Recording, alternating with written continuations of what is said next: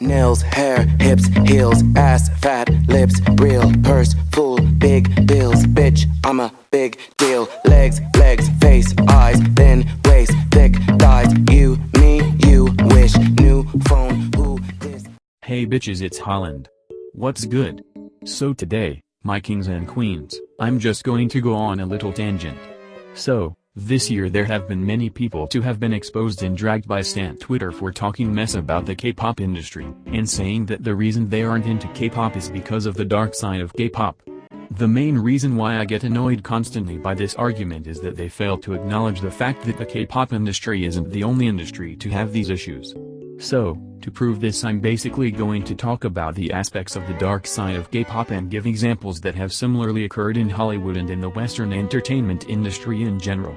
But before I get into the video, this video will obviously be mentioning a lot of triggering topics such as depression, mental health, sexual assault and abuse, predatory behavior, suicide, domestic violence, and other things of this nature. So if you think you could be possibly triggered in this video, I'd suggest that you'd skip this video, or if you'd only like to skip certain sections of this video, I will leave timestamps of each topic in the description below. So now, let's get into the video.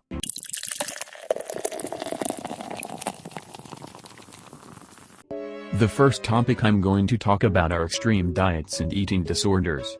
So, if you don't know, the K-pop industry is known for its strict diet and weight requirements in which companies force their idols to maintain an extremely unhealthy weight. So because of this, idols tend to go on these wild and crazy diets to adhere to their company's insane standards. Here's a clip of a former SM trainee who is planning on becoming a member of Girls' Generation talking about her story. When I was vigorously going through training in Korea, every single week we would have something called profile filmings. And what this is they would make you stand in different angles and just get different shots of you, and they would kind of tell you, oh, you look weird at this angle, or you look a little fat at this angle, turn a little this way. And what they would also do is they make us stand in a line, us heavier girls, and they would make us go on the scale, and they would call out what your weight is in front of all of the girls, all of the guys, and if your weight had not gone down from the week prior, then we would kind of get bashed on. And in this world of entertainment in Korea is very competitive, and all of the girls are super stick skinny, and always having been compared to these girls, and compared to people that are always better or are always prettier, I think that's when I really started to dig that hole. I had a bad case of an eating disorder, and just in a matter of a couple months, I think I dropped about like 20 pounds, and at my height right now, I'm about 5'7", 5'8". I only weighed about 90 pounds at my worst. Thankfully, these diets are slowly but surely becoming less common, but we still have a long way to go. On the other hand, Hollywood and the American modeling industry are also known for their extreme diets and weight loss tactics as well, with many even passing away from anorexia, such as Karen Carpenter, Luisa Ramos, Eliana Ramos, and more. I don't want to describe their deaths because of they're very graphic, so if you'd like to learn information about them, you can research about them after watching this video.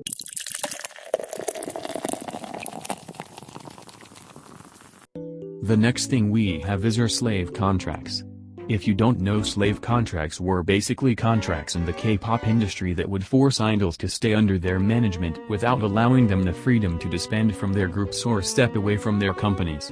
Some of these contracts would last up to 13 years long. But in 2008, 3 members of the boy band SEXU took their management agency SM Entertainment to court, claiming that the agency's 13-year contract was too long, too restrictive, and gave them almost none of the profits from their success. The following year, in 2009, South Korea's Fair Trade Commission, KFTC, created a rule that limited entertainment contracts to 7 years. In 2017, the KFTC again put restrictions on entertainment contracts. Among other things, the 2017 reforms reduced the financial penalties for K-pop trainees that break their contracts early and made it more difficult for companies to force K-pop idols to renew their contracts. However, many celebrities in America have also been involved in unfair record deals that have overworked or taken advantage of its artists by their labels.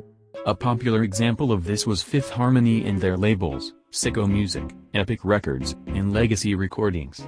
For those who don't know, Fifth Harmony was a very popular girl group that debuted in 2012 after placing third of the second season of a popular singing competition show called The X Factor, in which the members, Normani, Ally Brooke, Normani, Dinah Jane, Lauren Yao Requi, Camila Cabello, debuted with an age range from 15 to 19. However, their company would constantly overwork them with new releases and tours. One member, Dinah, struggled as she even had to watch her great-grandmother's funeral on FaceTime due to her busy schedule.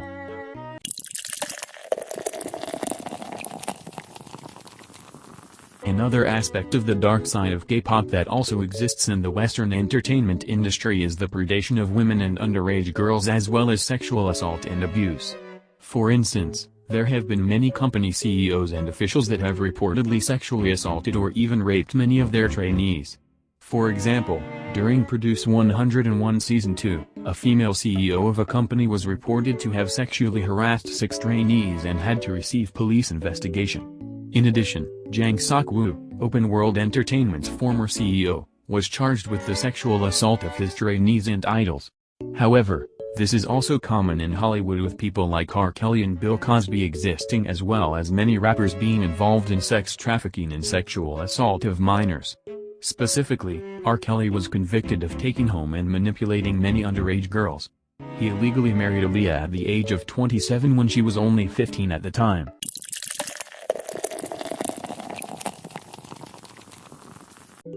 The next thing is mental health and suicide. The reason why mental health is so taboo is Korea is because it is a very conservative country that doesn't like to get involved in these quote-unquote controversial issues. Because of this, many companies don't really take mental health as a factor when it comes to their overall well-being. And sadly, as a result of this, many idols have committed suicide, mainly because of the intense cyberbullying and hate they would receive on their social media accounts.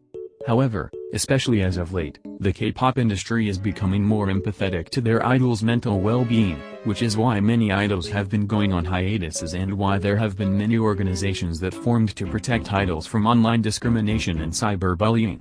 However, this is no stranger to the American industry as well.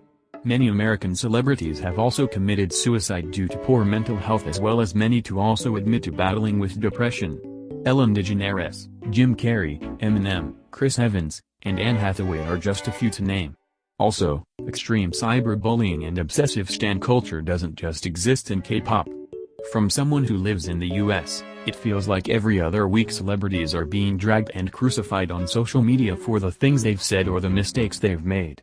A very popular example that occurred this year was the situation between Tati Westbrook and James Charles, in which Tati made an exposing video about how James promoted her competitors, Sugar Bear Hair, sleep vitamins, as well as his predation over straight guys.